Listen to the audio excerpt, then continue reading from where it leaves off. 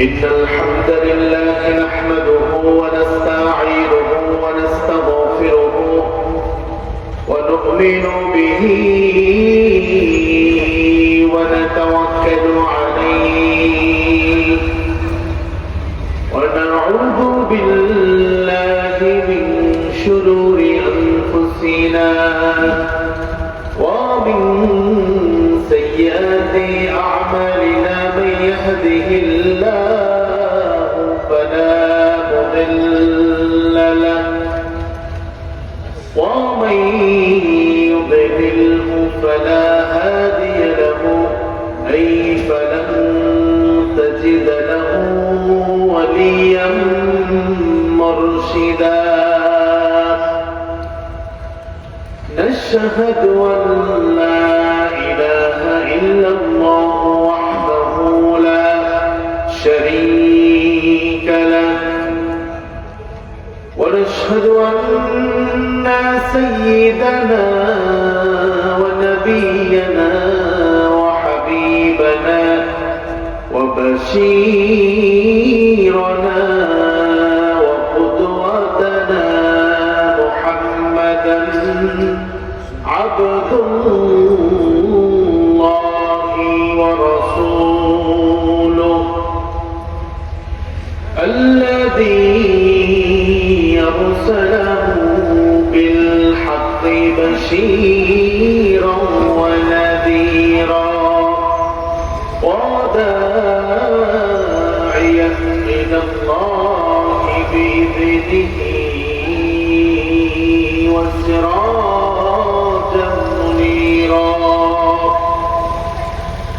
أما بعد فقد قال الله تعالى في كلامه المجيد وفرقان الحميد أعوذ بالله من الشيطان الرجيم بسم الله الرحمن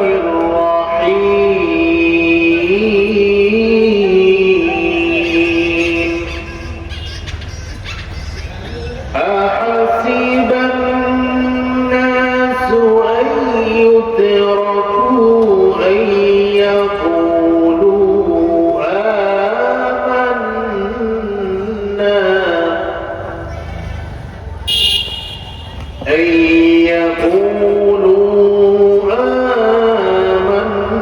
آمنا وهم لا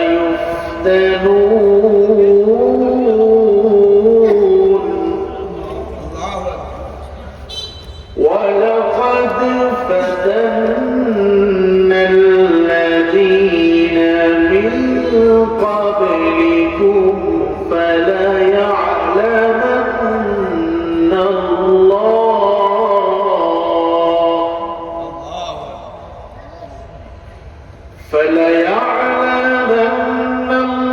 الله الذين صدقوا وليعلمن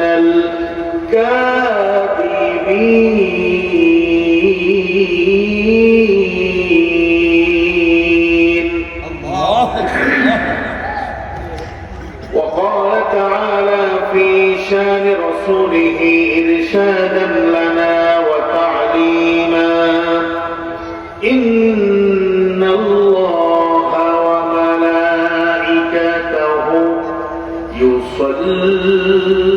يصلون على النبي يا أيها الذين آمنوا صلوا عليه وسلموا تسليما اللهم صل على سيدنا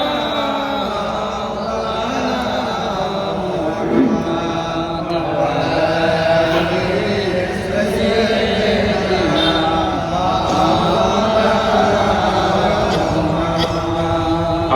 ঘুমিয়ে গেছেন? আপনারা কি খুব ক্লান্ত? নবীর প্রতি কি আপনাদের ভালোবাসা মহাব্বত আছে? দুই একজন বলছে আছে, কম না বেশি? আওয়াজ তো সুবিধাজনক মনে হচ্ছে না। আমরা সকলে প্রাণ খুলে মহাব্বতের সাথে দিলকে উজাড় করে নবী প্রেমে মাতোয়ারা হয়ে নবীর আশিক হয়ে আমরা সকলে বলছি আল্লাহুম্মা সাল্লি আলা মাওলানা মুহাম্মদ ওয়া আলা আলি সাইয়্যিদিনা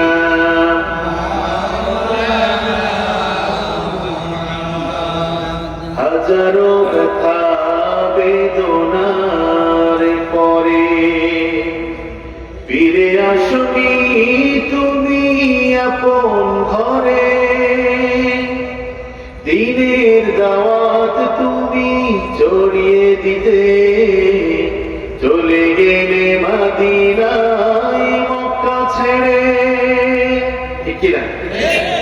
হে রাসূল তোমাকে ভুলি আমি কেমন করে, হে রাসূল তোমাকে ভুলি আমি কেমন করে। আল্লাহুম্মা সাল্লি আলা মাওলানা মুহাম্মদ ওয়া আলা আলি সাইয়্যিদিনা বালাগাল উলা বিকামালিহি কাশাফাত দুজা বিজামালিহি হাসুনাত জামিউ খিসালিহি সাল্লু আলাইহি।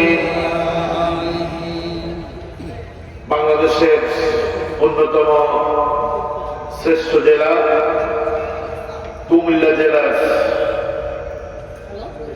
বড়ুয়া থানাধীন বদরপুর লক্ষ্মীপুর জামে মসজিদের উদ্যোগে আয়োজিত এই বার্ষিক ওয়াজ এবং দোয়ার মাহফিলের পরম শ্রদ্ধেয় সভাপতি বিশিষ্ট সমাজসেবক আমাদের সকলের প্রাণপ্রিয় ব্যক্তি জনাব ডক্টর মোহাম্মদ শফিউল্লাহ সাহেব। মাশাআল্লাহ, আল্লাহ আমার সভাপতি সাহেবের হায়াতের মতো বরকত দান করুন, বলেন আমিন।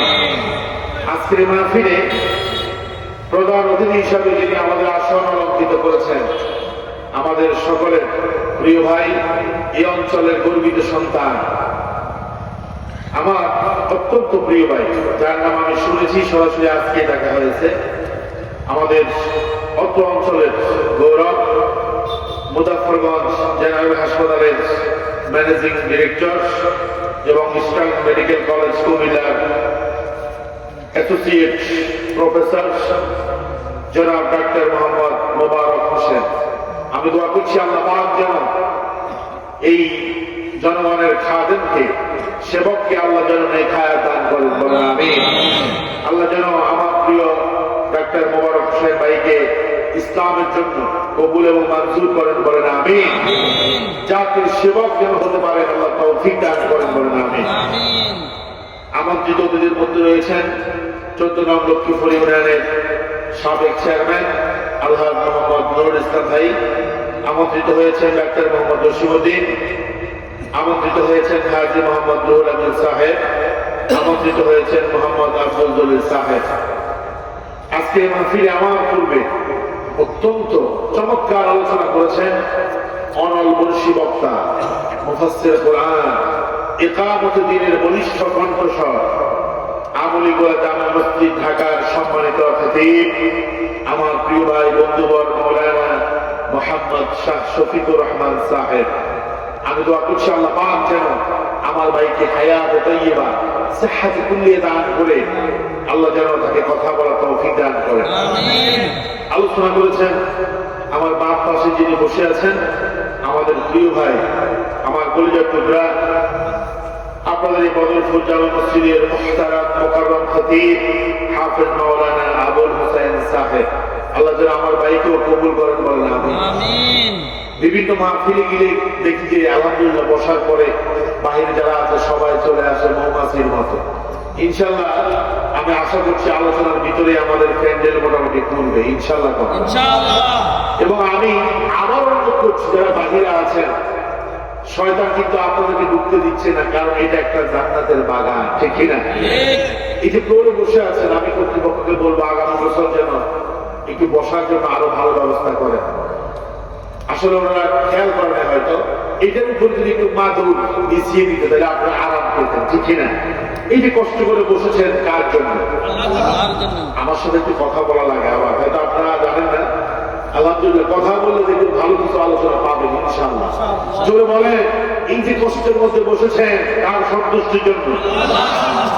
আজকে মাহফিলের পরে কি আপনাদেরকে কাচ্চি বিরিয়ানি দেওয়া হবে? খামে করে হাতিয়ে দেওয়া হবে? দেওয়া হবে। এই যে বসেছেন কষ্ট করে, আল্লাহ সুবহানাহু ওয়া তাআলা দেখতেছে কিনা? কত ভিআইপি পারসন, এলিট পারসন এখানে বসে আছেন, শিক্ষিত মানুষ। কোরআন শোনার জন্য আপনি নিজেকে বিনয়ী করলেন। রাসূল বলেন, মান তাওয়াদা লিল্লাহি রাফাআহুল্লাহ, যে আল্লাহর জন্য বিনয়ী হবে আল্লাহ তাআলা তার মর্যাদা বাড়িয়ে দিবে। সুবহানাল্লাহ। এখন আমাকে দেখে কারা কারা চলে যাবেন একটু হাত তুলুন। কেউ যাবেন না? আমি তো আপনাদের মেহমান, ঠিক না? যারা বাহিরে আছেন, যদি আল্লাহ রহমত পেতে চান, এই মুহূর্তে কিন্তু আমাদের চতুর্পাশ দিয়ে অগাশিয়াতুর রহমান হাদিস বলছে, রাসূল বলছে, আল্লাহ পাক দিন এই মজলিসের চতুর্পাশ দিয়ে ফেরেশতাদের গিয়ে বেষ্টন করে রাখে এবং আল্লাহর সাকিনা প্রশান্তি তার বান্দাদের উপরে নাজিল করতে থাকেন। সুবহানাল্লাহ।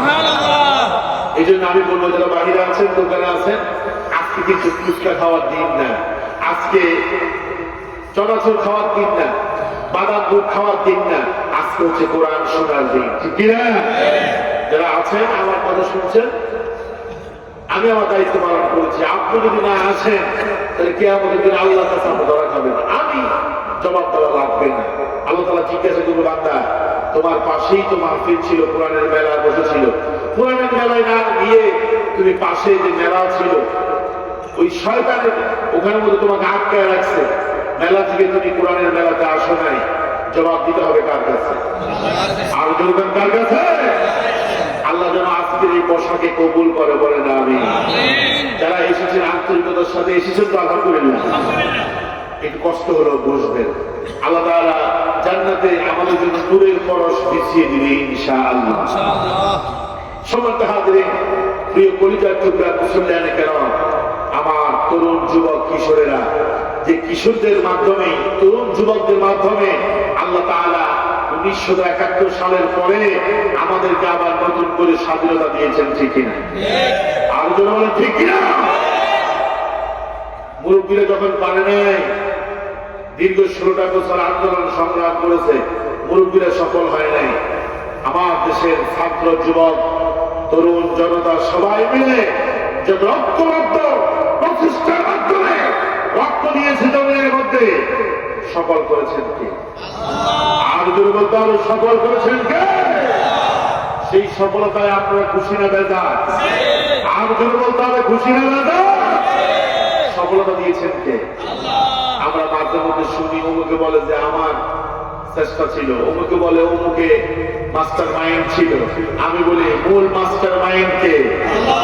আর যদি বলেন মূল মাস্টার মাইন্ড কে? এখন প্রয়োজন হচ্ছে এই স্বাধীনতাকে ধরে রাখার জন্য জাগ্রত থাকতে হবে, ঘুমিয়ে থাকা যাবে না, ঠিক না?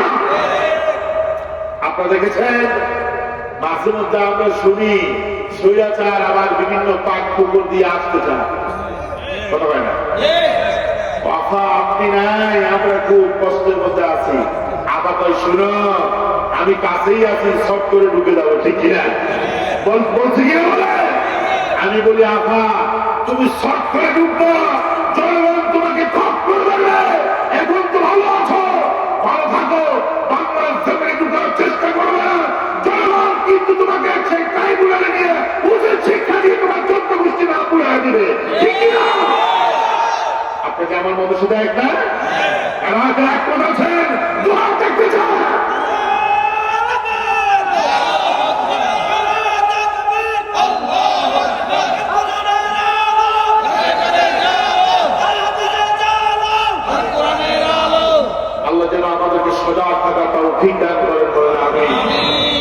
জালিমকে আমরা ইনশাআল্লাহ দৌড় দেব না, ঠিক কিনা? এই জমিন হবে কোরআনের জমিন, এই জমিন হবে ইসলামের জমিন, এই দেশের মধ্যে কোনো জালিম আর হবে না ইনশাআল্লাহ। আজকে আপনাদের সামনে আমি গুরুত্বপূর্ণ একটি বিষয় নিয়ে আলোচনা করতে চাই। বিষয়টি হচ্ছে ঈমানের অগ্নি পরীক্ষা। কিসের পরীক্ষা? ঈমানের অগ্নি পরীক্ষা। অগ্নি পরীক্ষা 16 বছর দিয়েছেন, সামনে মনে হয় পরীক্ষা দেওয়া লাগবে না, জোর করবে লাগবে। আমাদের অনেক ভাই মনে করে যে জালিমকে তো হটাইছি, আলহামদুলিল্লাহ এবার নাক থেকে কমে যায় না, কাজ মাত্র শুরু হয়েছে, ঠিক না? জমিন তৈরি হয়েছে, চাষাবাদের সময় এখন, ঠিক না? কেউ যদি জমিন আপনার সুন্দর করে মই দিয়া আপনার চাষাবাদের উপযোগী করে নিড়ানি দিয়া দেওয়ার পরে যদি ঘুম দেয়, ফসল কি আসবে? আসবে করে আসবে কথা কথা ভাই, দেখবেন আলোচনা ইনশাআল্লাহ। আমার তো কোনো এলেম নাই, লা ইলমা লানা ইল্লা মা আল্লামতানা, যিনি কথা বলার সুযোগ দেবেন তিনি কে? তো কথা না বললে তো হচ্ছে না। আমার ভাইরা, আপনি জমি নিড়ানি দিয়েছেন, তারপরে বীজতলা তৈরি করেছেন, সব করেছেন, এখন আপনি বীজ লাগান নাই, চাষাবাদ করেন নাই, 3 মাস পরে কি আপনি ফসল পাবেন? জমি এখন জালিম মুক্ত হয়েছে, আগাছা মুক্ত হয়েছে, জগদ্দল পাথর আমাদের উপর থেকে সরে গিয়েছে। এখন যদি ফসল পালানোর সময় যদি ঘুম যান, তাহলে কিন্তু ফসল অন্যরা লাগায় অন্যরা খাবে, ঠিক না? অভাব নাই, মানে সুযোগ পেলেই আপনার ক্ষেতের মধ্যে ফসল লাগায় ওরা খাবে, আপনার পুকুরের মধ্যে মাছ পেলে ওরা খাবে, সুযোগ দেওয়া যাবে। আমার সম্মানিত ভাইয়েরা, আমি আপনাদের খেদমতে কোরআন আল কারীমের 29 নম্বর সূরা আল আনকাবুত থেকে তেলাওয়াত করেছি। এই সূরার ভিতরে আয়াত আছে 69টা। কয়টা? সবাই বলতে হবে কয়টা? রুকু আছে 7টা। এই সূরা একটি ঐতিহাসিক সূরা। মুসলমানদেরকে হতাশাগ্রস্ত যখন মুসলমানরা হয়ে গেল, আল্লাহ রাব্বুল আলামিন এই সূরা নাযিল করে মুসলমানদেরকে সাহস জুগিয়েছে। আল্লাহু আকবার। তাহলে এই সূরাটা হলো মুসলমানদের সাহস জোগানোর সূরা। আল্লাহু আকবার। সূরার নাম সূরা আল আনকাবুত। আনকাবুত মানে হলো মাকড়সা। সবাই বল কি? সবাই না বললে তো হচ্ছে না। নাম কি? মাকড়সা। আমতো নোয়াখালী ভাষায় কয় মেরকুরি। কি কয়? মেরকুরি। আমরা কি কয়? মেরকুরি কয়। আমাদের নোয়াখালী, লক্ষ্মীপুর, কুমিল্লা, ফেনী এগুলো মোটামুটি পাশাপাশি, ঠিক না? আমাদের দাদিরা, নানিরা, আম্মারা এটাকে বলে মেরকুরি, ঠিক না? কিন্তু শুদ্ধ ভাষা হচ্ছে মাকড়সা, যেটাকে স্পাইডার বলা হয়। আচ্ছা, ঘর মাকড়সা যে ঘর বানায়, এই ঘরের মেয়াদ কত বছর? আর কত বছর? এই মাকড়সা যে ঘর তৈরি করে, এই ঘর কি আপনারা যে পাইলিং করে বিল্ডিং বানান 5 তলা 10 তলা, এটার মধ্যে কি মজবুত হয়? ক্ষণস্থায়ী, টেম্পোরারি, এটার কোনো মেয়াদ নাই, ঠিক না? এই মেরকুরি যেটা আপনারা বলি, মেরকুরি মাকড়সা সারা রাত ধরে সুতা দিয়ে জাল বানাইছে। এখন এই জাল দিয়ে কি সাগরে মাছ ধরা যাবে? নদীতে, পুকুরে যাবে না, কারণ এটার কোনো স্থায়িত্ব নাই, ঠিক না? লংজিভিটি নাই, এটা কোনো লংজিভিটি নাই, স্থায়িত্ব নাই। সারা রাত সে মাকড়সা জাল বুনন করছে। সকালবেলা ঘরের গৃহিণী, আপনাদের বউ, ভাবি, মাছ যেই বলেন না কেন, দেখুন যে তিনি ঘরের মধ্যে মাকড়সা বাসা বেঁধেছে। ওই যে শলা দিয়া একটু নাড়াচাড়া দিলেই তার সারা রাতের পরিশ্রম শেষ, ঠিক কিনা? বিজ্ঞান গবেষণা করে বলছে, স্পাইডার মাকড়সা যখন ঘর বানায়, বানানোর পরে সে মাঝখানে এসে বসে। কোথায় বসে? আপনারা যদি আলোচনা না করেন, যেভাবে বসে আছেন এভাবে থাকেন, একটা সুন্দর আলোচনা আমি উপহার দিতে পারবো। আর যদি শীতের কারণে উঠে যান বা এদিক সেদিক করেন, তাহলে কিন্তু আমার আলোচনা এলোমেলো হয়ে যাবে, দোষ আমার থাকবে না, ঠিক না? উপর থেকে কুয়াশা পড়বে, পানির মতো পড়বে, ধৈর্য ধরে বসতে হবে। এই পানি আমি মনে করি যে রহমতের পানি, ঠিক কিনা? এখন মাঝখানে এসে বসে সে নিজের মনে করে যে আমি তো রাজা, আমি তো কি রাজ্যের মধ্যে আমি রাজা। কি সুন্দর করে একটা জাল বুনন করেছি, সে মাঝখানে এসে বসে, জাল বুনন করে মাঝখানে বসে সে মনের সুখে গান গায় আর বলে এটা আমার মসন, এটা এখানে আমি থাকবো, কেউ আমার ক্ষতি করতে পারবে না। সকালবেলা যখন গৃহিণী, ধরেন যিনি মালিক গৃহিণী, তিনি যখন একটু নাড়া দেয়, সাথে সাথে তার সারা রাতের সেই কষ্ট, চিন্তা, চেতনা, ওই যে অহংকার করে বলেছিল এটাই আমার রাজ্য, তার স্বর্গরাজ্য শেষ হয়, ঠিক কিনা? কয় বাড়িতে এক দাঁড়াতেই, এক কোথাতেই পুরো বর্ষ। আল্লাহ সুরার মাধ্যমে বলতে চাইলেন, বান্দারা শুনো,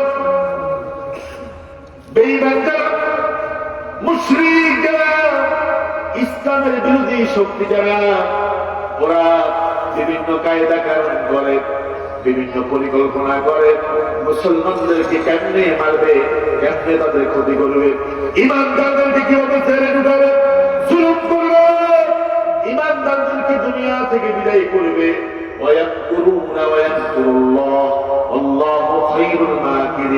তারা বিভিন্ন চক্রান্ত করে, চক্রান্তের নেট তৈরি করে, জাল তৈরি করে, তারা মুসলমানদের মারার জন্য, ইসলামের ক্ষতি করার জন্য। আল্লাহ পাক বলেন, ওই যে মাকড়সা যে ঘর বানিয়েছে, ঘর বানানোর পরে সে চিন্তা করেছে তার এই ঘরটা দীর্ঘস্থায়ী হবে, তার এই ঘরটা অনেক মজবুত, কিন্তু তার ঘরটা যে এত দুর্বল সে জানে না। আল্লাহ পাক বলেন, জালিম যারা, স্বৈরাচার যারা, অত্যাচারী যারা, ওরা জানে না তাদের সকল চক্রান্ত আল্লাহর কাছে ওই মাকড়সার জালের মতো। আল্লাহ এই সূরা মাকড়সা, যেই সূরা দিয়েছেন মাকড়সার নামে সূরা আল-আনকাবুত, এই সূরা আল-আনকাবুতের 41 নম্বর আয়াতের ভিতরে আল্লাহ পাক বলেন, মাসালুল্লাযীনা ইত্তাখাযু মিন দুনিল্লাহি আউলিয়া কামাসালিল আনকাবুত ইত্তাখাযাত বাইতান ওয়া ইন্না আওহানাল বুয়ুতি লাবাইতুল আনকাবুত লাউ কানু ইয়ালামুন। কথাটা কার? আল্লাহ পাক বলেন, মাসালুল্লাযীনা ইত্তাখাযু মিন দুনিল্লাহ, আল্লাহকে বাদ দিয়া, কারে বাদ দিয়া?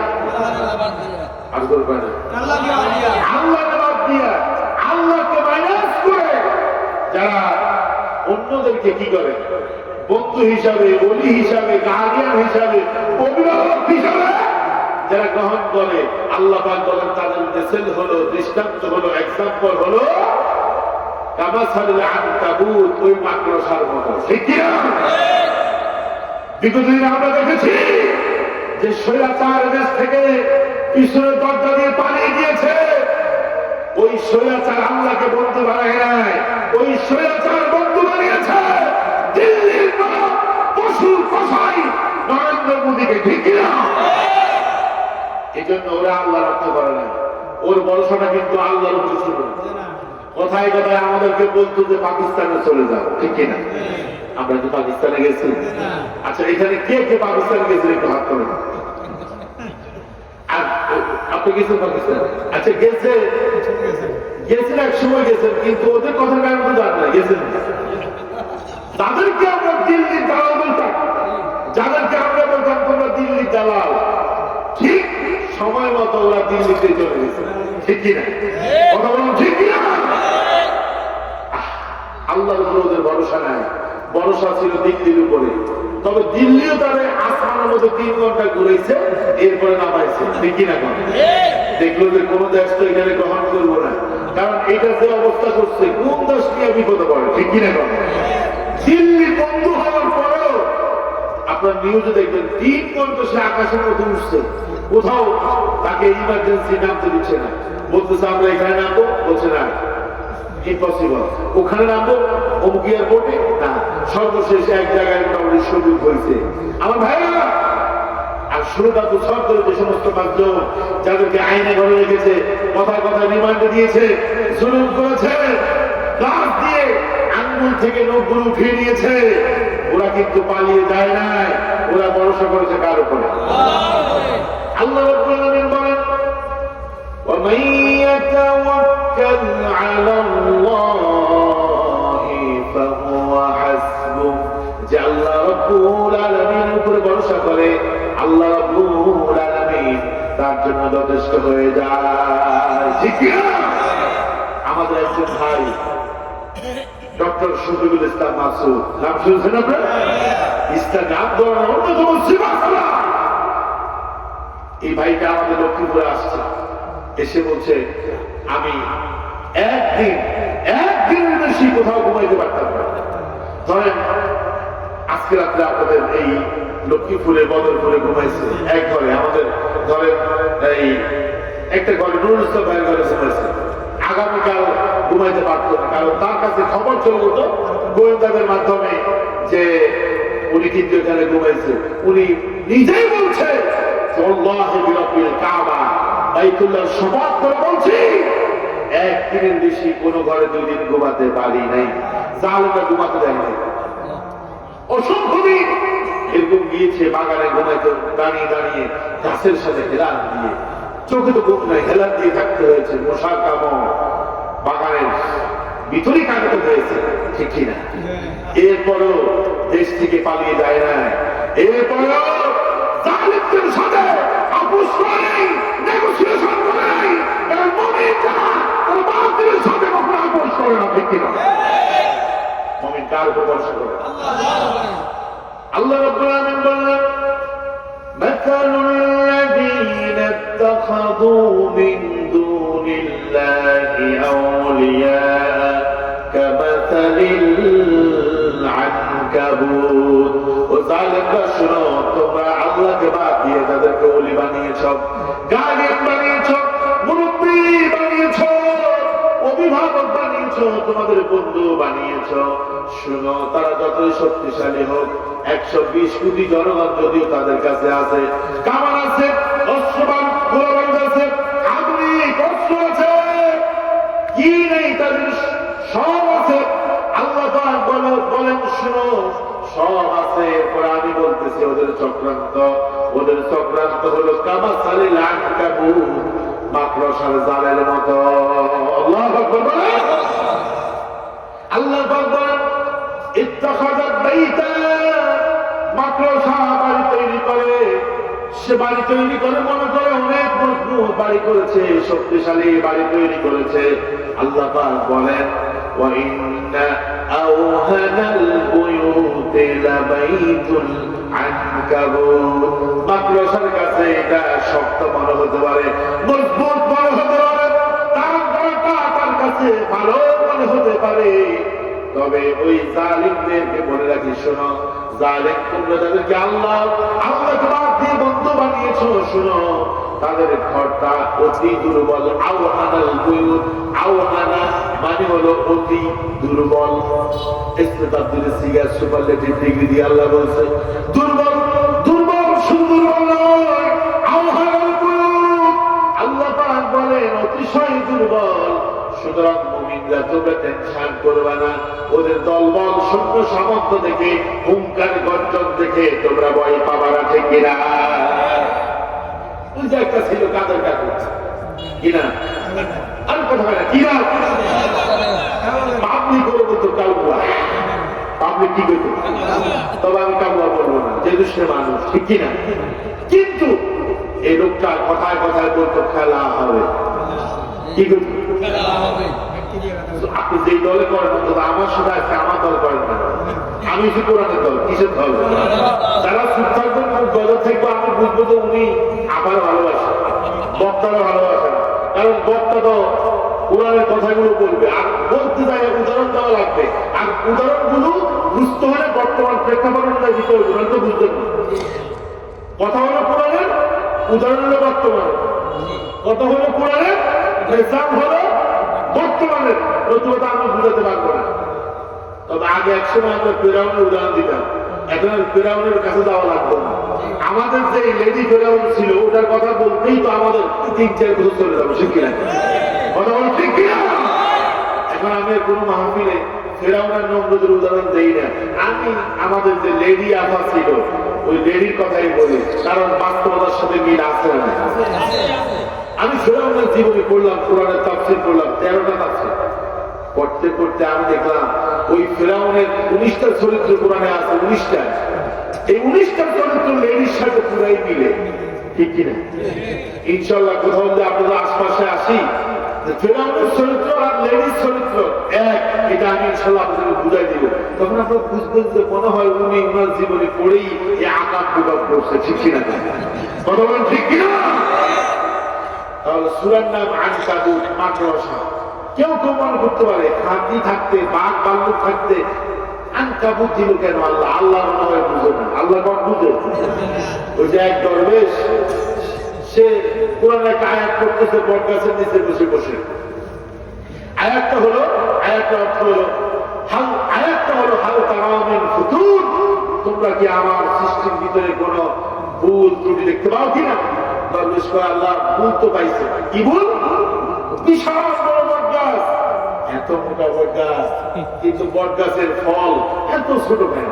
আর পাশেই হচ্ছে লাউ গাছ, লাউ গাছটা ছোট জমির মধ্যে হেলে আছে, কিন্তু তার মধ্যে বিশাল বিশাল লাউ। আল্লাহ মনে হয় এখানে একটু ভুল করছে, আল্লাহ মনে হয় কোনো ভুল করছে।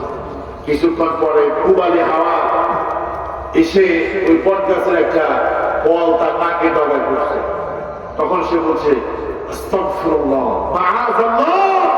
আমি যে বলছি যে আল্লাহ ভুল করছে, আল্লাহ এই গাছের ফল বড় বানালো না কেন? যদি ওই লাউ গাছের মতো যদি বড় বড় লাউ হতো, বিশাল বিশাল ফল হতো, তাহলে আমি রোদ থেকে বাঁচার জন্য এখানে আশ্রয়ের জন্য আসছি, কিছুক্ষণ পরে আমার মাথার মধ্যে নাকের মধ্যে পড়লো, তো আমি জায়গায় শেষ। তাহলে আল্লাহ সৃষ্টির মধ্যে কি কোনো ভুল আছে? আপনি বলবেন যে কি এত বাঘ ভালো থাকতে মাকড়সা নামে সূরা দিল কেন? ফেরের হাকিমে লা ইয়াখুদু আনিল হিকমা, যিনি হাকিম, যিনি জ্ঞানী, তার প্রত্যেকটা কথাই জ্ঞানের মতোই হবে, ঠিক কিনা? আল্লাহ যেখানে বাঘ ভাল্লুক বুঝানোর জন্য দেয় নাই, আল্লাহ বুঝাতে চাইছে জালিম শাহী, শুনো, যত জুলুম করো, যত টার্গেট দাও, তোমরা প্রথমে টার্গেট দিয়েছো 2021, ভিশন 2021, বা আমরা 21 সাল পর্যন্ত থাকবো। যখন দিনের ভোট, দিনের কাজ রাতে শেষ, দিনের কাজ যখন রাতে শেষ করলো, 21 সালে যখন টিকে গেল, এবার কয় ভিশন 41। কত? 41। আপনাকে রাগ হবে? রাগ হলে কিন্তু আমি আলোচনা করবো না, মেজাজ গরম হয় আপনার? বাস্তব কিছু কথা আমি বলবো। ওই যে গতানুগতিক আলোচনা করে চলে যাবো এরকম না, জনগণকে অন্তত সচেতন করতে হবে, ঠিক কিনা? 41 সাল দিচ্ছে, আর ওই টার্গেটে কাজ শুরু করেছে। আল্লাহ পাক বলে 41 সাল না, 24-এই তোদেরকে শেষ করবো, ঠিক কিনা? এই যে আপনার ইয়ের দিকে তাকান, কয়েকদিন আগে সিরিয়াতে বিজয় হয়েছে, ঠিক কিনা? সিরিয়াতে তার বাবা হাফিজ বাশার আল আসাদ, তার ছেলে হাফিজ আল আসাদ, বাপ বেটা দুইজনে 53 বছর চালাইছে আমাদের দেশের মধ্যে, ঠিক কিনা? তারা এমন কোন অপকর্ম ছিল না যে করে নাই। প্রায় 3 লক্ষের উপরে মানুষকে তারা হত্যা করেছে। 22 লক্ষ মুসলমান তারা তুরস্কে গিয়ে শরণার্থী হিসেবে আশ্রয় নিয়েছে। তারা জুলুম করতে করতে এমন পর্যায়ে গেছে, আল্লাহ দেখ আমি আল্লাহ জালেমকে ছাড় দেই, তবে জালেমকে আমি ছেড়ে দেই না, ঠিক না? আমার দেশের জালেম মনে করে না এই 5 তারিখে সে ভাগবে। সেনাবাহিনী বললো 45 সময়, ওটা কয় আরেকটু সময় দেওয়া যায় না? সেনাবাহিনী বলছে না, দেওয়া যাবে না। বলছে আমি একটা বক্তব্য দিতে চাই তার থেকে। সেনাবাহিনী বলতেছে যদি আপনি মরতে চান তাহলে বক্তব্য দেন। ইলিশ মাছ ছড়ছড়ি করছে, এরপরে বোয়াল মাছের পেটি, কাতলা মাছের মাথা রান্না করেছে, খাবে। আল্লাহ বলে তোর খানা বাংলাদেশে নাই, তোর খানা আছে, তুই তাকে বন্ধু বানিয়েছিস, অভিভাবক তোরখানা দিল্লিতে। আমি বলি দিল্লিতেও এক সপ্তাহ খাইছে কিনা আল্লাহ জানে, ঠিক কিনা?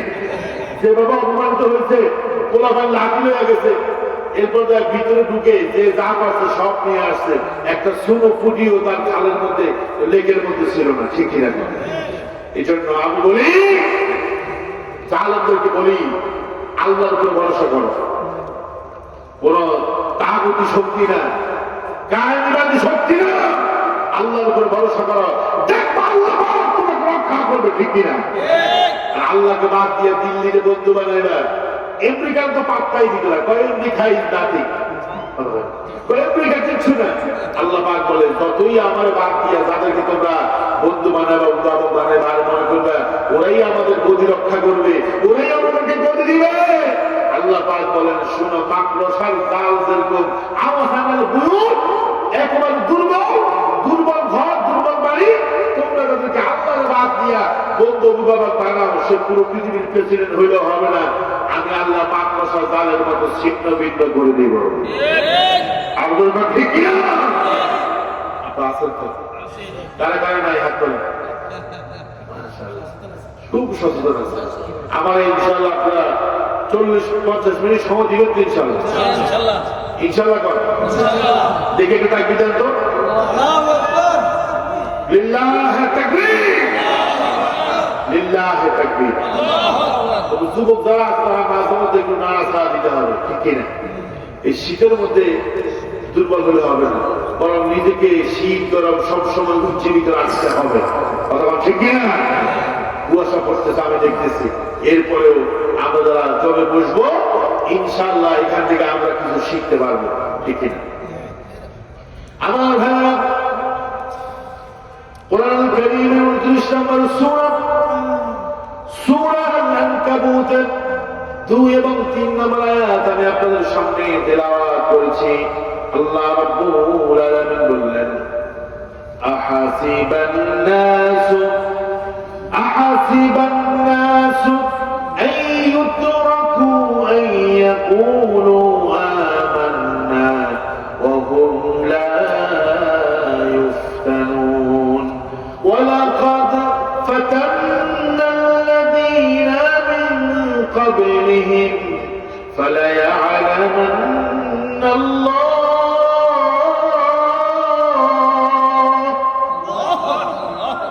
فليعلمن الله الذين صدقوا وليعلمن الكاذبين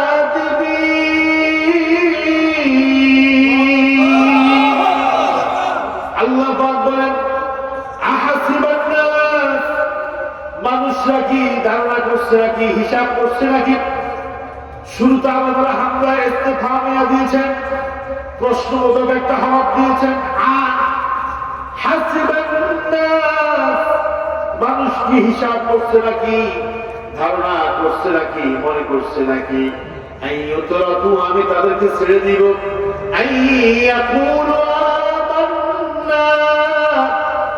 ঈমান আনছি, আমরা মুসলমান, আমরা মুমিন, এই কথা বলে তাদেরকে আমি ছেড়ে দিব।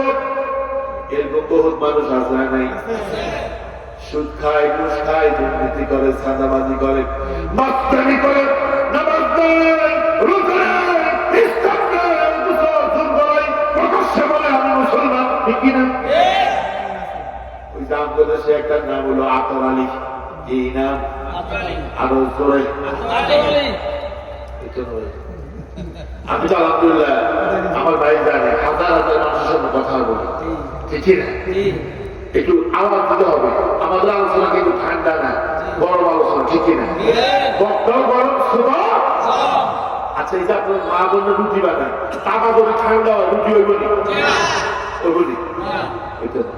এই জন্য কোনোটা ঠিক কিনা বলে আমার ভাইয়েরা। এখন আল্লাহ তাআলা বলতেছে, আহাসিবান নাস, মানুষ ঈমান করছে নাকি যে ঈমানদার বললে ছেড়ে দেওয়া হবে। এখন একজনের নাম হলো আতরানি, কিন্তু এদের কাছে যান না, গন্ধ আতরানি গায়ে থেকে গন্ধ, ঠিক কিনা? আরেকজনের নাম হলো ঈমান আলী, জীবনে সে মসজিদের সামনে এসে আসার খায়নি। নাম হলো আব্দুল কাদের, কদররা তো মসজিদে যায় না, এরকম আছে নাই? না বলো আব্দুল আলী দুর্গন্ধ গায়ে থেকে, না বলো ইমান আলী ইমানের কোনো খবর নাই, না বলো আব্দুল কাদের সব কদর মসজিদে যায় না, ঠিক কিনা? এরকম বহু পাবলিক আছে কয় আমি তো মুসলমান, আপনি তার বেঈমান করেন না দেখি তার আপনার গায়ের মধ্যে সে চড়বে, ঠিক কিনা?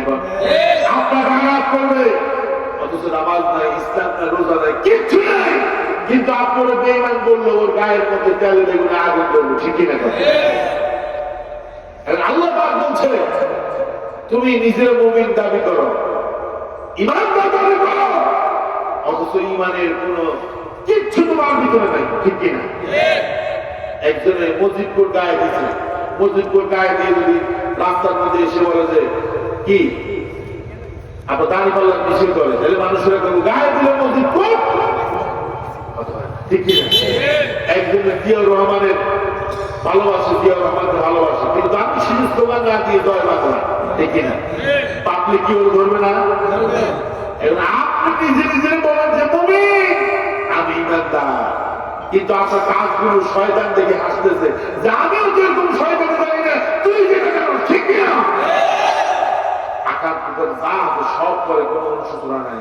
মানুষ মানে মানুষকে হত্যা করে, কোটি কোটি টাকা পাচার করে, বিদেশের মধ্যে সুইস ব্যাংকে রাখে, লন্ডনে সেকেন্ড হুক করে, আলেমরা হাতের মধ্যে হ্যান্ডকাপ লাগায়, আলেমদেরকে আইনা করে রাখে, আবার নিজে আমিনার মুমিন দাবি করে, ঠিক কিনা?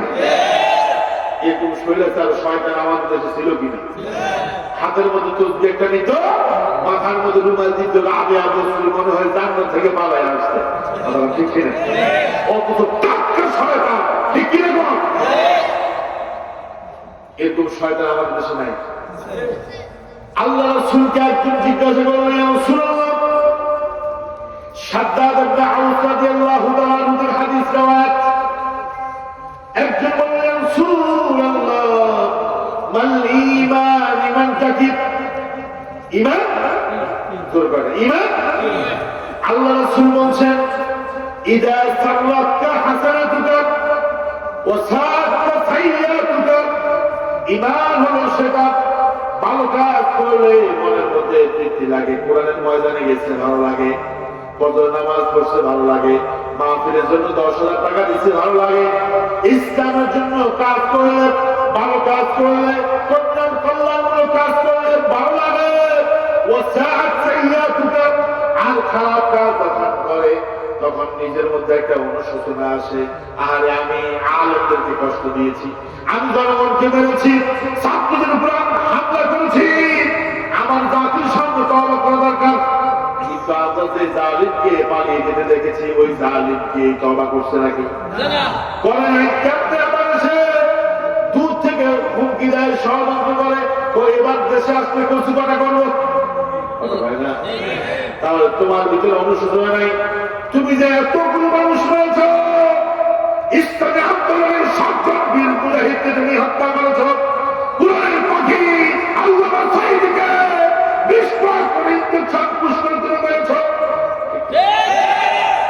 আরে কুরআনের পাখির কথা মনে হলে তো দিনটা বেঁকে যায়, যে আল্লামা সাঈদী রাহিমাহুল্লাহ তাকে অসুস্থ বলে মিথ্যা নাটক সাজিয়ে ওই হাসপাতালের মধ্যে নিয়েছে, আমাদের আল্লামা তো জানে না এটাই হবে শেষ হাসি। তাকে অ্যাম্বুলেন্সে নামানো হচ্ছিল, তিনি একটা মুস্কি হাসি দিয়েছে, এদেশের লক্ষ লক্ষ কোটি কোটি তাওহীদি জনতা সেই হাসি ভুলবে না।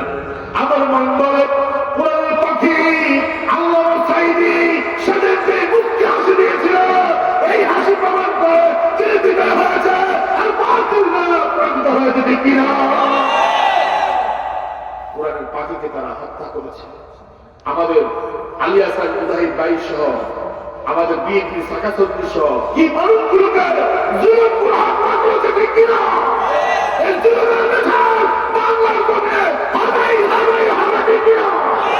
এই জুলুমের বিচার আমরা চান কিনা? কারা কারা চান? তো হাত তুলে দেখতে চান?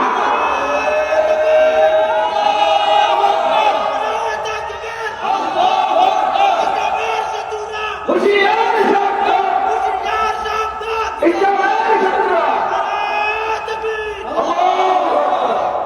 আমার ভাইরা, আল্লাহ রাব্বুল আলামিন বললেন শুধু ইমানদার পরিচয় দিলে হবে না।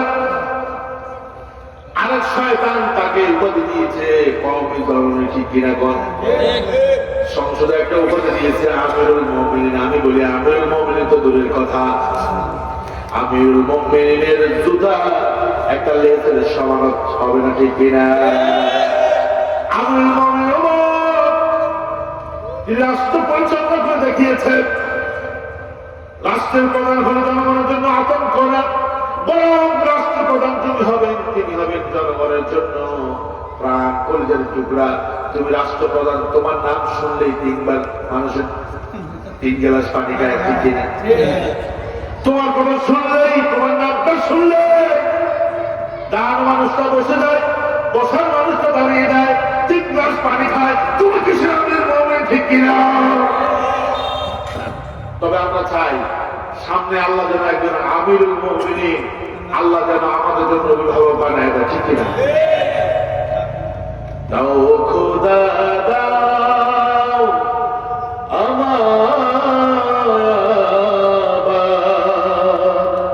ও মরিদারাজ দিল, দাও খোদা দাও আমার ও মরিদারাজ দিল, দাওয়ালির মতো বীর সেনানি, আলির মতো বীর সেনানি, জাগাতে নিখিল, দাও খোদা দাও আমায় আবার ও মরিদারাজ দিল। বললাম আমি ওমরের মতো শাসক বাংলার জমির দরকার আছে কিনা? জনগণ আছে কিনা? যিনি হবেন জনগণের শাসক, শোষক হবে না, ঠিক কিনা? যিনি বিভিন্ন প্রজেক্টের নামে কোটি কোটি টাকা লুটপাট করবে না, যার একজন প্রিয় 700 কোটি টাকার মালিক হবে না, ঠিক কিনা? ওই যে আমাদের দেশে কয় ফিউরিক খাইলে মুখে সত্য কথা হয় না, ঠিক কিনা? পোলা পাইতে বলে ফিউরিক খাইছে, এটা হাঁটা কথা বলছে, ফিউরিক খাইছে, ঠিক কিনা? ওই তার ফিউরিক খাইয়া একবার তিনি একটা সম্মেলনে বলছে যে আমার ঘরের যেটা পিয়ন 700 কোটি টাকার মালিক। কত কোটি টাকা? আলোচনা করেন কত কোটি টাকা? 700 কোটি টাকার মালিক। আমার ঘরের পিয়ন ছিল 700 কোটি টাকার মালিক, তুমি নিজেই বলছে। উড়াদার ছাড়া চলে না, প্লেন ছাড়া চলে না। তোমার ঘরের পিয়ন যদি 400 কোটি টাকার মালিক হয়, তবে তোমার এমপি মন্ত্রী আমরা কত কোটি টাকার মালিক হয়েছে আল্লাহ ছাড়া কেউ বলতে পারবে না। দেশটাকে কোথায় নিচে নিয়ে আপনি ডুবলে গেছেন। আপনার মাথার উপরে এক একজন মানুষের উপরে কত হাজার লক্ষ টাকা একজন মানুষ দেয় না আছে, আপনি জানেন? আজকে সকালবেলা যে শিশুটা জন্মগ্রহণ করছে ও কয়েক লক্ষ টাকা ঋণ নিয়ে দুনিয়াতে আসছে, ঠিক কিনা? আর আজকে আমি বলে দিচ্ছি না। আমার ভাইয়া, আল্লাহ রাব্বুল আলামিন কোরআন কারীমের সূরা আনকাবুতের মাধ্যমে ইমানদারদেরকে তাসাল্লি দিচ্ছেন, সান্ত্বনা দিচ্ছেন, ভয় পাওয়ার কোনো কারণ নাই। জালেমের শক্তি হলো, চক্রান্ত হলো মাকড়সার মতো। আল্লাহু আকবার। আল্লাহ রাব্বুল আলামিন বলেন, তুমি ইমানদার দাবি করতেছো, ইমান আনছো, ইমানদার দাবি করতেছো, শোনো, মুখে বললে হবে না। আমার আল্লাহ পাক বলেন, ওয়ালাকাদ ফাতান্নাল্লাযীনা মিন ক্বাবলিকুম, তোমাদের পূর্বে যারা ইমানদার ছিল, মুমিন দাবি করেছে, আমি আল্লাহ রাব্বুল আলামিন তাদের থেকে পরীক্ষা নিয়েছি। আল্লাহু আকবার। তাই কষ্ট হচ্ছে আপনাদের? মেহমান একটু সবাই দিবেন ইনশাআল্লাহ।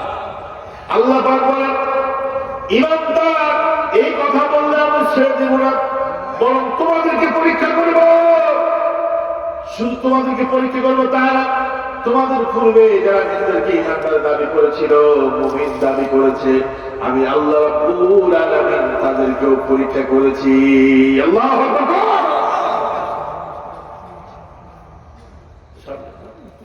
একটু সামনে চলে আসে, তাহলে একটু ভালো দেখা যাবে। একটু জিকির করেন, লা ইলাহা ইল্লাল্লাহ, লা ইলাহা, একটু সামনে আসে, সুবহানাল্লাহ। আমার ভাই ভাই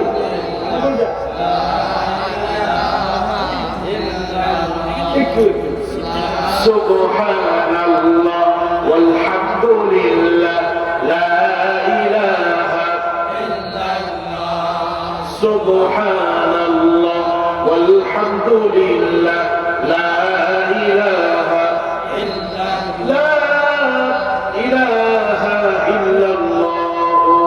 মুহাম্মাদুর রাসূলুল্লাহ সাল্লাল্লাহু আল্লাহ পাক বলতেছে ঈমানদার তুমি দাবি করতেছো আমি কিন্তু পরীক্ষা করব তোমাদের পূর্বরা ঈমান এনেছে ঈমানদার দাবি করেছে আমিও তাদেরকে পরীক্ষা করেছি আল্লাহু আকবার বলেন পরীক্ষা কেন ফালা ইয়ালামান্না আল্লাহ আল্লাহ এই পরীক্ষার মাধ্যমে জানতে চান তোমাদের মধ্যে কারা ঈমানদার ঈমানের দাবিতে সত্যবাদী আর কারা বলে ইয়ালামান্নাল কাযিবিন আর কারা উপর দিয়া ঈমানদার দাবি করে ভিতর দিয়ে ওই যে আবু জাহলের আপনার কি আব্দুল্লাহ ইবনে উবাই ইবনে সালুলের মতো মুনাফিকি করে উপর দিয়ে বলে মুসলমান ভিতর দিয়ে কাফির মুশরিকদেরকে তামজিদ দিয়ে বাংলার জমিনকে বিক্রি করে দিতে চেয়েছে ঠিক কিনা উপর দিয়ে বলে হ্যাঁ আমি তো মুসলমান বাইতুল্লাহ হজ করে শাহজালাল মাজার যায় জিয়ারত করে কিন্তু এটা আখ্যার শয়তান ঠিক কিনা এই সূরাটা কোন প্রেক্ষাপটে নাযিল হয়েছে আল্লাহ রাসূলের একজন সাহাবী ছিল নাম খাব্বাব ইবনে আরাত রাদিয়াল্লাহু তাআলা আনহু কিনা খাব্বাব ইবনে আলোচনা শুনেন ইনশাআল্লাহ চোখে পানি আসবে ভাই পানি আসবে আলহামদুলিল্লাহ কোরআন থেকে বলার চেষ্টা করতেছি কেমন পরীক্ষা আল্লাহ রাসূলের সাহাবী খাব্বাব ইবনে আরাত রাদিয়াল্লাহু তাআলা আনহুর সাথে কয়েকজন সাহাবী নিয়ে যে সাহাবীরা ছিল মাজলুম আর মাজলুম হওয়ার একমাত্র কারণ ছিল ঈমান কি ঈমান আল্লাহ পাক বলেন ঈমানদারদের কোনো অপরাধ নেই ঈমানদারদের অপরাধ হলো তারা কারে বিশ্বাস করে আল্লাহকে আর দুর্বল করে আল্লাহকে ওয়া নাকাবু মিনহুম ইল্লা আইয়ুমিনু বিল্লাহিল আজিজিল হাবিব আল্লাহ পাক বলেন ঈমানদারদের কোনো অপরাধ নেই ঈমানদারদের কোনো দোষ নাই একটাই দোষ তারা পরাক্রমশালী আল্লাহ সুবহানাহু ওয়া তাআলার উপর তারা ঈমান এনেছে তারা মুসলমান হয়েছে ঈমানদার এটাই হলো তাদের মস্ত বড় অপরাধ ঠিক কি না আমি বলি ঈমান যদি অপরাধী হতে হয় মুমিন হলে যদি অপরাধী হতে হয় হাজার লক্ষ বার অপরাধী হব এরপরও আমরা ঈমান ছেড়ে দেব না ঠিক কি না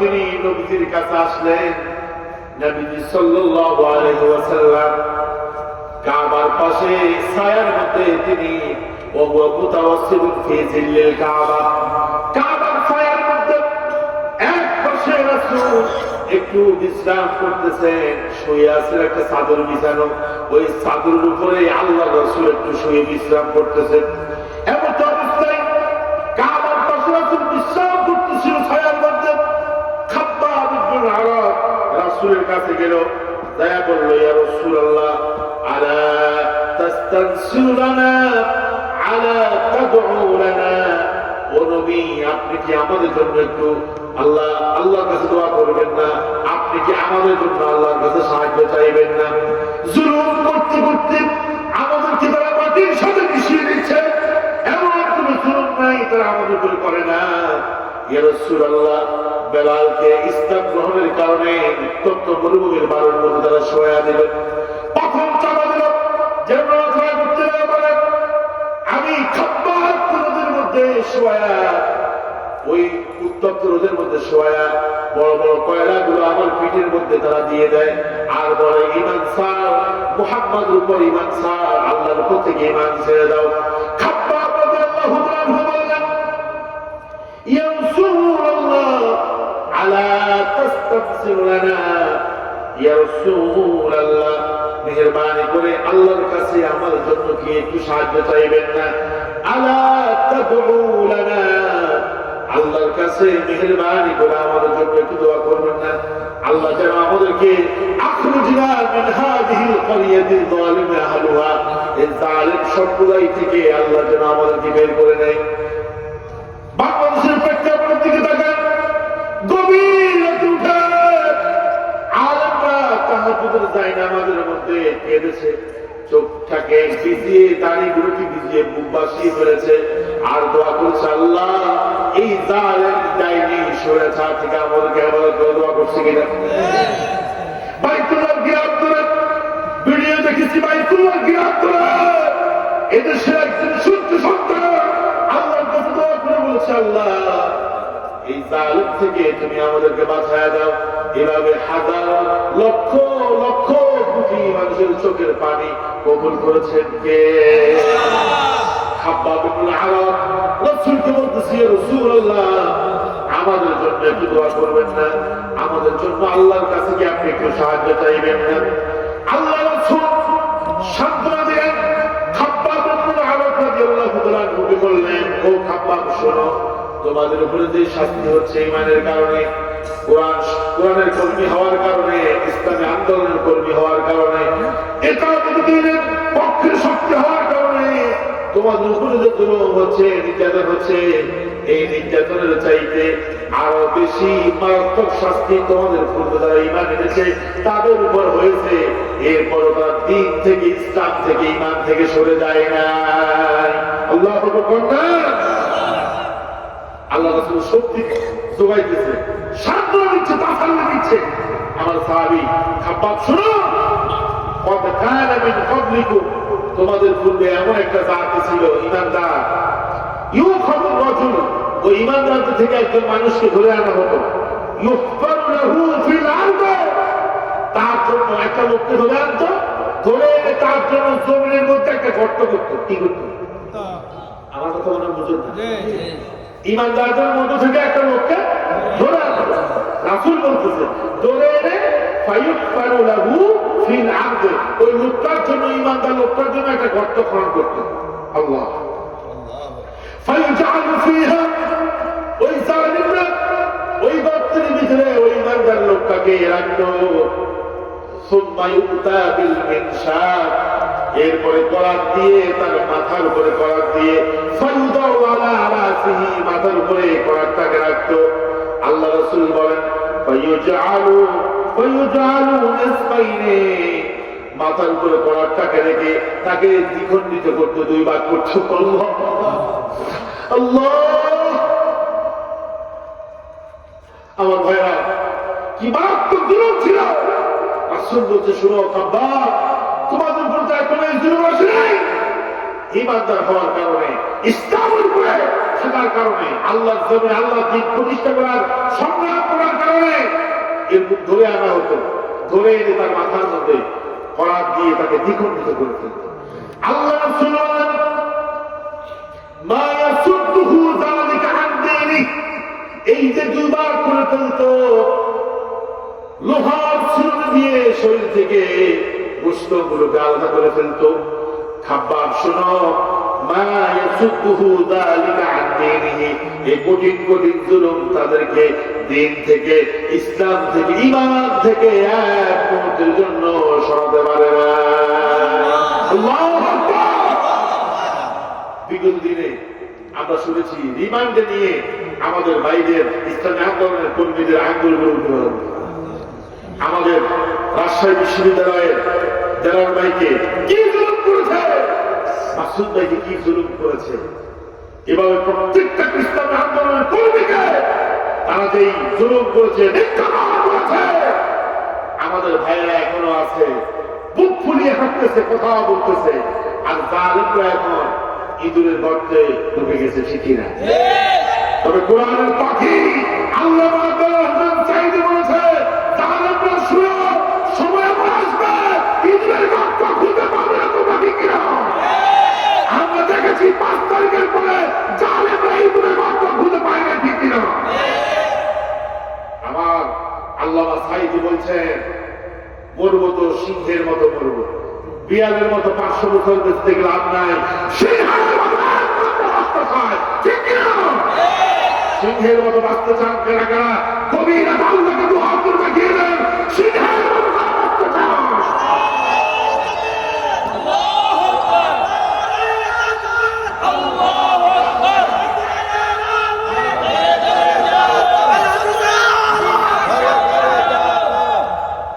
আল্লাহ কবুল করে। আজকে যারা এই আলোচনায় আসতে পারে নাই, কম্বল মুড়ি দিয়ে ঘুমাচ্ছে, ওরা মিস করতেছে, ঠিক না? যুগ জামানা পাল্টে দিতে চাই না অনেকজন, একজনে আনতে পারে তাকে কাগর, ঠিক না? হাজার লাখ দরকার নেই। মিজানুর রহমান আজহারীকে তারা দেশ থেকে বাইর করে দিচ্ছে। গত 27 তারিখ বাংলাদেশের কোন মাহফিলে মানুষ নাই, কিরে সব ক্যামেরা, তারপরে সব কিছু কোথায় বেকুয়াতে। সাংবাদিকরা বলছে মোর দ্যান 20 লাখ, প্রায় 20 লাখেরও বেশি মানুষ বেকুয়ার জমির উপস্থিত হয়েছে। আল্লাহু আকবার। অথচ এর দেশ থেকে বাইর করে দিয়েছে, বলছে তুমি কি জীবন চাও নাকি মরণ চাও, ওনাকে বের করে দিয়েছে, ঠিক কিনা? সে মিজানুর রহমান আজহারী বীরের বেশে এসেছে, ঠিক কিনা? আর যে তাকে বের করে দিয়েছে সে পিছনের দরজা দিয়ে পালিয়েছে এবং পরনে যে সাদা কাপড় ছিল আফার, ওই কাপড়টাও চেঞ্জ করতে পারে নাই।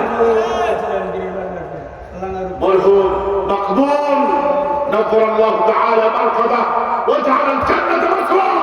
আমার ভাই, আমার বন্ধু টুকরা মুরব্বি তিনি বলছেন, আল্লাহ লুৎফুর রহমান কত বড় মকবুল বান্দা ছিলেন, মুজাদ্দিদ, তিনি ভবিষ্যৎবাণী করে গেছেন মিজানুর রহমান আজহারী আসবে, বীরের বেশে আসবে। মিজানুর রহমান আজহারীকে লক্ষ মানুষ প্রয়োগ করে দিয়েছে, আর তুমি আসবা, লক্ষ মানুষ, কোটি মানুষ তোমাকে জারু পিটা করবে, ঠিক না? সম্মান দেয় কে? কুলিল্লাহুম্মা মালিকাল মুলকি তু'তিল মুলকা মান তাশা। আল্লাহু আকবার। ওয়া তু'ইয্যু মান তাশা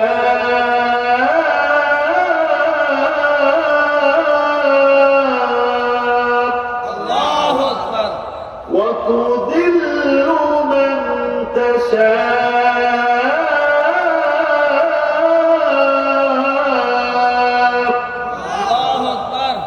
কষ্ট হচ্ছে ছেড়ে দেব?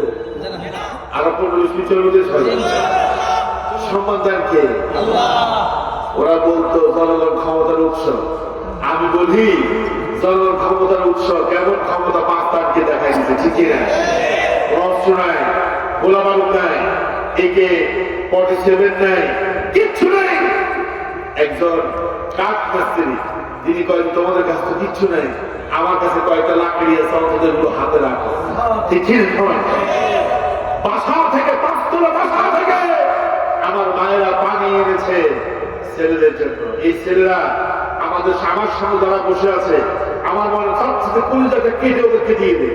এরাই ভবিষ্যৎ, ঠিক কিনা? এদেরকে বলছে রাজাকার, এরা রাজাকার করতে পারে না, এদেরকে বলে রাজাকার, ছোট্ট বাচ্চা। এখন বার্ষিকীর মেয়েরা একটা আরেকটাকে বলে তুই কে আমি কে, রাজাকার রাজাকার। বলে বলে একটা আরেকটাকে বলতেছে তুই কে আমি কে, রাজাকার রাজাকার। যে শব্দটাকে তারা ঘৃণিত শব্দ হিসাবে বিশ্ব দরবারে পঞ্চায় করে নিয়েছে, তার এমন সয়েছে পতনের জন্য আমি মনে করি রাজাকার শব্দটাই যথেষ্ট ছিল, ঠিক কিনা? এই শব্দই তারে পতন ঘটিয়েছে, জানতারে হিন্দু একটা বলা যায় শামসুদ্দিন মানে বিচার করে, ঠিক না? কি শয়তান, এটা দেখলে আমার মানে মুখটার দিকে আমি নিয়ে নিতাম, এটা দেখলে আমার গমি আসে। টকশোর মধ্যে বসলে শামসুদ্দিন মানে ওরে বাবা মুখ বেঞ্চি মেরে কথা বলে, উপস্থাপিকা কিন্তু রাজাকার। উপস্থাপিকা কয় আমি দীপ্তি চৌধুরী বা আমি মুক্তিযুদ্ধ পরিবারের সন্তান, আপনি আমাকে রাজাকার বলতে পারেন না। ওরা মারতে গেছে। 5 তারিখের পরে মামুর বেটা ভারতে যেতে চাইছিল, পোলা বাইনে একেবারে যা আছে সব খাতলায় দিচ্ছে, ঠিক ঠিক না? সব খাতলায় দিচ্ছে, বাকি দেখতে ভালো লাগবে যা মোটামুটি কামাইছে ওগুলো তো আগে পাঠাইছে। খুচরা খাচ্ছি ছিল 75 লাখ, আমি বলি যে খুচরা খাচ্ছি, এগুলো খুচরা খাচ্ছি 75 লাখ খুচরা খাচ্ছি, বেশি না। এগুলো তো আগেই সব পাঠাই দিচ্ছে। খুচরা খাচ্ছি চা নাস্তা খাওয়ার জন্য রাখছে, ওগুলো বাইরে বাবু বহুত দিন পরে পাইছি দেওয়া করে আমরা অনেক খাই। আর খেপলায় আছে মোটামুটি যা ইচ্ছা, কলা গাছের পাতার মধ্যে শুয়ে আছে, BJP water you where you are ছিলেন না, আমি কালা মানে কথা বলে বিজেপি সদস্যরা গান ফাটিয়ে বলার মতো করছে, আমরা তো তোমায় খোঁজ করতেছি। আল্লাহ সম্মান দেয় কে? তবে সম্মানের জায়গায় বসে যদি আকার গুদাম করো, বেইমানি করো, জাতির শ্রেষ্ঠ সন্তান আর লোকদের সাথে যদি বেয়াদবি করো, তোমার গলার মতো ফুলের মালা গামছা দিয়ে টানা হবে, ঠিক কিনা? এরপর দরবেশ বাবা দাঁড়িয়ে রাখছে, কি সুন্দর দাঁড়িয়ে, ওর দাঁড়িয়ে দেখে আমার কাছে ভালো লাগতো, কি সুন্দর ফেরেশতার মতো মানুষ, মনে হয় জান্নাত থেকে পালায় আসছে। হ্যাঁ, যাইতে চাইছিল নানির দেশ ইন্ডিয়া, আপনার মায়ানমারে। মাঝিরা কয় আপনি না দরবেশ বাবা? না না না, কি কইছে, আমার দাঁড়িয়ে দাঁড়িয়ে নেই, দরবেশ তো দাঁড়িয়ে আছে। তো দাঁড়িয়ে পালালে লাভ হবে না। শামসুদ্দিন মানিক সোনাবেলা কালা মানিক বাঁচার জন্য দাঁড়িয়ে আসছে, আর দরবেশ বাবা দাঁড়িয়ে পালাইছে বাঁচার জন্য। বাঁচতে পারছে? বাঁচতে পারছে? পারে নাই। ইন্না বাদশা রাব্বিকা লাশাদীদ, শব্দ দরকার। আমার ভাইয়া, আল্লাহ পাক বললেন পরীক্ষা করো। খাব্বাব ইবনে আরাদকে রাসূল বললেন, শুনো, তোমাদের উপরে আর কি শাস্তি হচ্ছে, আর কি শাস্তি হয়েছে? আমি তো তোমাদের পূর্বে এমন এমন জুলুম হয়েছে, শাস্তি হয়েছে, ওরা দিয়া দুভাগ করে ফেলেছে, হাড্ডি থেকে মাংস গুলোকে আলাদা করেছে, শিরুনি দিয়ে লোহা। আল্লাহ রাসূল বলেন, আমার সাহাবী মা ইয়াসুদ্দুহু যালিকা আন দীনিহি, এক মুহূর্তের জন্য দিন থেকে, ইসলাম থেকে তাদেরকে দূরে সরাতে পারে নাই। এটার নাম হলো ঈমান। আর আমাদের দেশে ভোটের রাতে 500 টাকা দিলে ঈমান বিক্রি করে ফেলে, আছে না? কর্মীরা করতো একটা সিঙ্গেল একটা সমস্যা, কর্মী তো আছি আমার মতো চরিত্র ফুলের মতো। আমি কই তোমার নেতার চরিত্র ফুলের মতো পবিত্র, নামাজ পড়ে না, এক ওয়াক্ত গামজা খায়, বাসত গামজা খায়, কয় ওয়াক্ত। কি নেতার পিছনে বলা হয়েছে গামজা? জালো জালো আগুন, অমুকের গতিতে আগুন জ্বালো, 10 শিবির দর, একটা একটা শিবির দর ধরে ধরে বস্তায় বল, ধরো না। আমরা তো রাস্তায় আছি, তোমরা কোথায়? বাবুরা কোথায়? আসো, ঠিক কিনা? আসো। আমাদেরকে বলতো শিবির দর, জবাই দর। এখন আমার আজকে একটা দেখলাম বলতেছে যে শিবির নাকি রক্ত আসছে। এদের যদি জিজ্ঞাসা করি যে তোমার রক্ত আসছে দেখাও, বলবো তো অমুকে বলছো, অমুকের জিজ্ঞাসা করি কে আসছে, যাইতে দেখবো আসলে বুঝা দিচ্ছে। কথা বলো ঠিক কিনা? ওরা বলছে আমরা নাকি গোলা পানিতে মাছ শিকার করতেছি। আমরা গোলা পানিতে না, আমরা একেবারে ক্লিন পিওর পানিতে মাছ শিকার করি, তোমাদের মতো গোলা পানিতে মাছ শিকার করি না, ঠিক কিনা? কথা বলো ঠিক কিনা? আন্দোলন সংগ্রাম সবগুলোতে আমরা সামনে ছিলাম, আমরা আছি, ভবিষ্যতে থাকবো, আমাদেরকে বাধায় রাখা যাবে না, ঠিক কিনা? আমার ভাইরা, ইব্রাহিম আলাইহিস সালামের নাম শুনছেন আপনারা? বাড়ি মনে হয় আপনাদের পরিচয়। আচ্ছা, 10 মিনিট চলবে নি? চলবে? ইব্রাহিম আলাইহিস সালামের নাম শুনছেন কারা? এই 2-1 শুনছে, মাশাআল্লাহ। সবাই তো নাম শুনলেন না? এই যে ঢাকা একটা ছিল বঙ্গবন্ধু এক্সপ্রেসওয়ে, ওটার নাম পরিবর্তন করে ফলাফল দিয়েছে জাতির পিতা ইব্রাহিম আলাইহিস সালাম এক্সপ্রেসওয়ে, ঠিক কিনা? 400 কোটি টাকা খরচ করে জায়গায় জায়গায় মূর্তি বানাইছে, মূর্তিগুলো কি আছে? আমরা আসছি মূর্তি বানানোর জন্য, তোমরা মূর্তি গড়ার জন্য আসছি। আমি তো বলি যে আমি সেই বছর যদি ক্ষমতায় থাকতো, প্রত্যেক দিন আমাদেরকে ওই মূর্তির সামনে দেওয়া মাথা মতো করতে হতো, ঠিক এমন বানান বানাইছিলাম করে। কিছু কিছু হুজুররা আছে, টাকা দিলে আল্লাহ আল্লাহ যাদের ভিতরে তুমি জাহান্নাম দিও, বুঝু জান্নাত কইয়া আছে কি?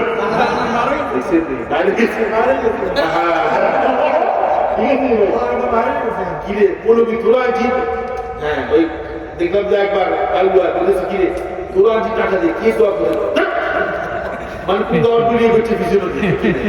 আরেকটা আছে নারায়ণগঞ্জের সন্ত্রাস, তোমরা কি আর করো, আমি রাতের 70 থেকে 80 টাকা টার্গেট করি। কত করবো ভাই, এই ইতিহাস বলতে গেলে অনেক সময় লাগবে, ঠিক জাতির পিতাকে ভুলে যাওয়ার জন্য আরেকজন জাতির পিতা বানাইছে।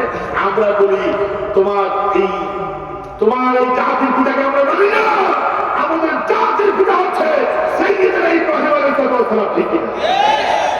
এটা মানেন না? কারা কারা হাত করেন? এটা মানেন কারা কারা হাত করেন? লিল্লাহি তাকবীর।